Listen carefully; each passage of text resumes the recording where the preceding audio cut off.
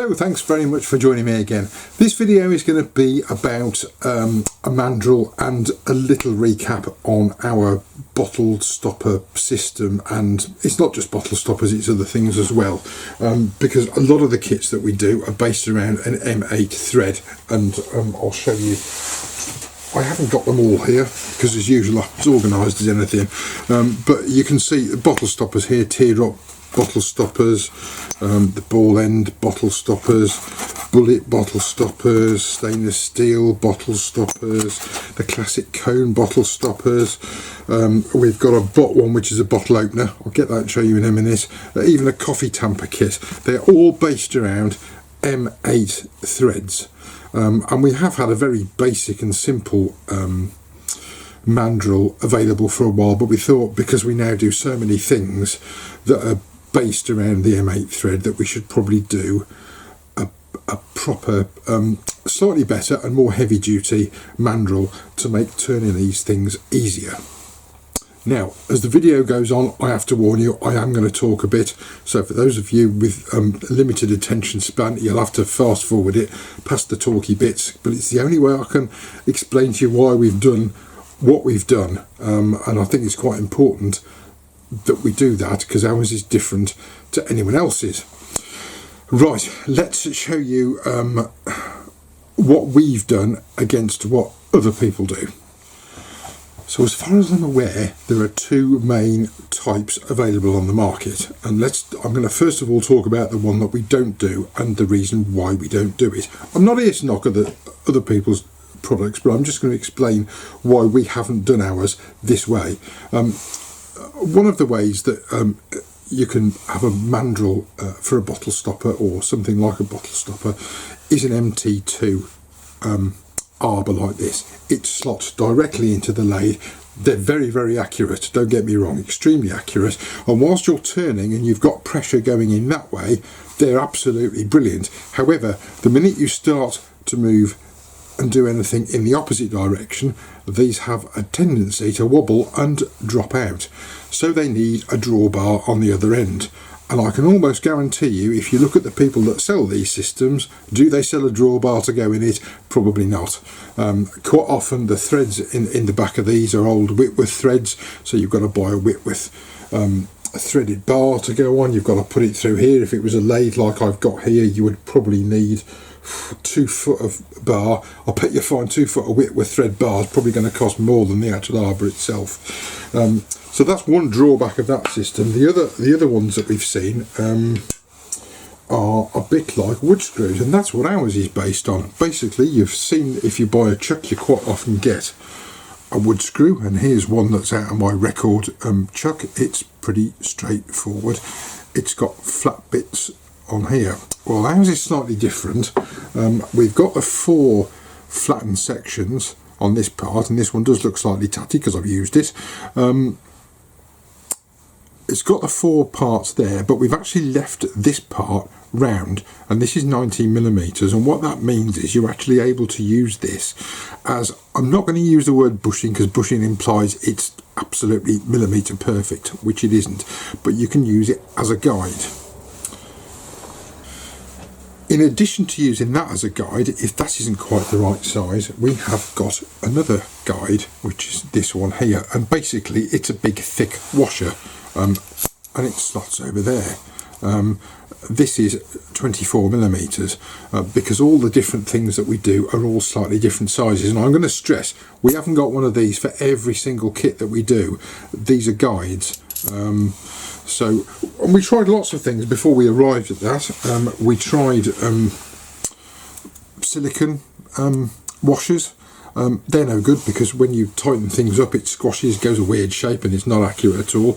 We also tried nylon ones, and we thought originally they're great till you touch a tool on one, and the minute you touch a tool on one it strips it straight off and it's not a guide at all, so you frankly might as well just throw those straight in the bin.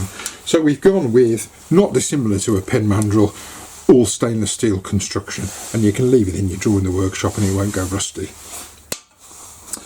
Let's have a quick play, and what I'm going to do is just put a block in the lathe at this end.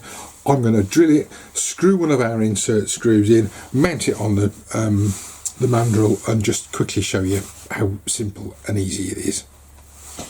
So our systems come with some kind of thread. They're normally these ones. The stainless steel stopper has got one already built in, made in stainless steel, but the other bottle stoppers and items come with 25mm M8 thread with a little hex fitting in the bottom, and also a wood insert screw. Now, why do we use a wood insert screw? Well, the reason is because when I'm using wood, this is ideal for putting in there. These are tough as old boots, they can be reused.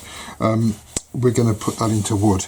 There are times when, if you're using something like acrylic, you won't get one of those in, and you will actually need to tap your blank with an M8 tap in order to get it to go in, because using anything like that, or any type of wood screw, if you've seen the double-ended ones which have got a thread at one end and a screw at the other, you can't use those in acrylic blanks because they'll just split it and break it. Today I'm looking at wood, so I'm going to use an 11.5mm drill bit for this particular piece of wood. You can use 11mm drill bit, it depends what type of wood you've got.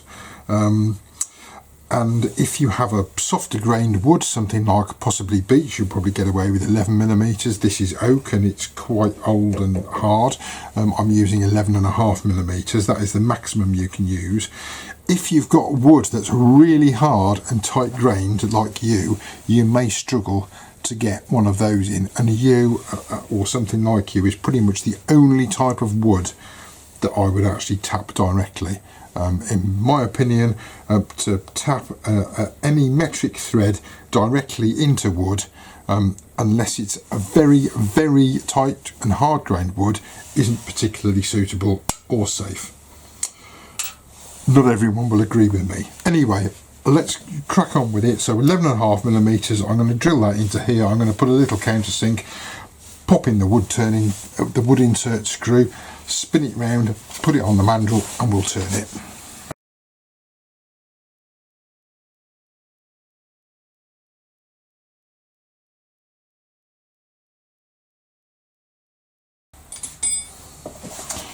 Now at this point, if I want to, I can turn this round and just get that flat on there.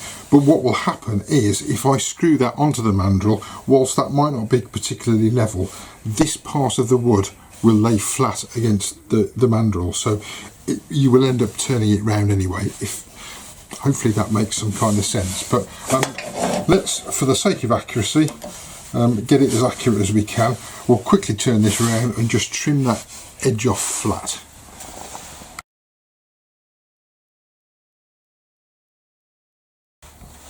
So I've got my wooden block, my wooden blank and my wood insert screw in there, ready to be turned round and put on the mandrel. So the mandrel has got its 4 flattened edges, so it will fit in any 4-jaw chuck. Nice and secure. It's got a little pin in the end, so if you want to make sure the alignment is spot on, you can do.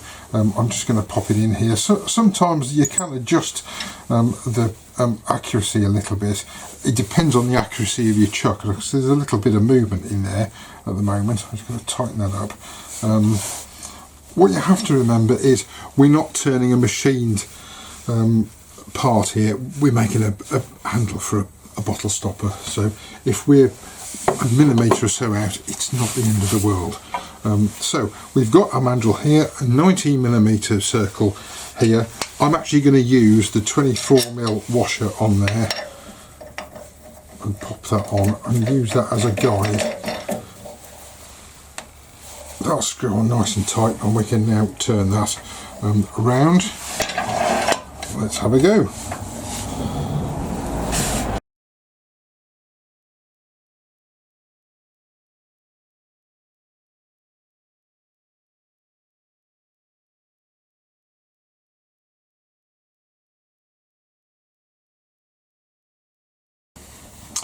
So there we've rough turned one of the stoppers to 24mm. 24mm is roughly the right kind of size for a cone bottle stopper.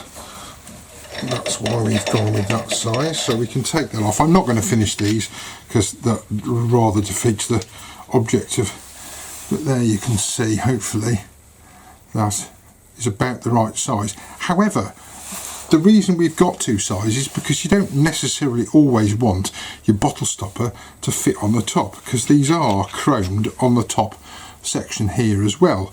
And likewise with something like the teardrop bottle stopper, that fits quite nicely on there, but you might want it a little bit narrower. So I'm going to pop this back on and take the washer off this part.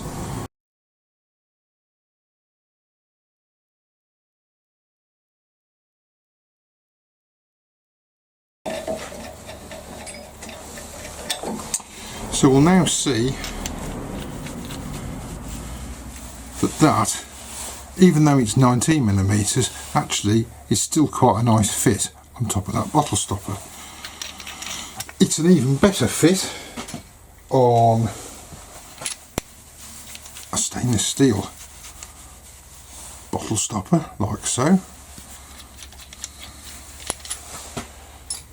And if I get my threads sorted out,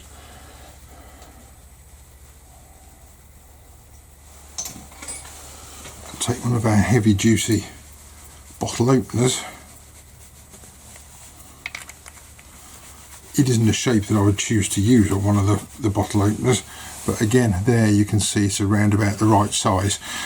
So bear in mind, this isn't finished. It could do with some more sanding. I'm just trying to show you why we've designed the mandrel the way we've done it, and you can fit all manner of things using the guides here that we've had made to fit most of the products that we have.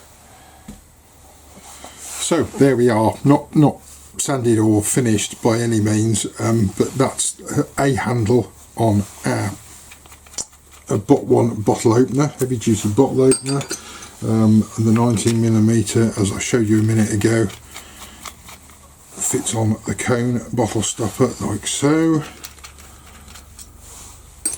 It will also fit. To be honest, I don't think I'd use the 19mm on the bullet bottle stopper. I would probably use the 24mm on that one. What else have we got? The ball end bottle stoppers. I say these aren't all millimetre perfect for every stopper. They're guides to get you somewhere close to where you need to be. But that's the ball end stopper and how it fits on there. And the other thing I did earlier, because we sell the wood insert screws separately, I was having to play with a sample of something we've got. I don't normally show people samples of things that we're looking at and working on, but it's a brass thread, and I've made this odd looking chap, I think I'll call it. It's a brass thread which I've glued on there, and there's a section on this part, and my problem was how I was going to hold this part in order to turn it and get the right dimensions. And what I actually did was use one of our wood insert screws to screw in there, and then I used the mandrel. And when I finished it, I took the wood insert screw out because I can reuse that again without having to buy any more. So that's what I did, and again I used the mandrel for that. So it's kind of multi-purpose, if you like, which is in my opinion the best way for tools to be. They can be used for lots and lots of different things, but you only need to buy one of them because we don't really sell tools if you know, not unless you need it. As you can see behind me, as I've said before in previous videos, I've got racks of tools. I never use most of them. I probably used 3, 4, maybe 5 out of that rack full, and the workshop's just full of stuff that I never use. So if I can find something like the tool, like the mandrel, which has got a little washer to go with it, and I can make a whole range of stuff using just one thing, I'm hoping that's a good idea. I think it's a good idea. Hopefully you will too. So I hope that's given you an insight into why we've had it made and designed the way we've had it made and designed, as opposed to other systems. As always, I hope you'll come and have a look around the website. That's how we make our living. If you have any questions, drop us an email or leave us a comment, and we'll answer as soon as we can. Thanks very much for joining me again. And because it's this time of year, I know you could be watching this any time of year, but because it's this time of year, happy Christmas and a safe one too. Bye bye for now. I'll see you soon.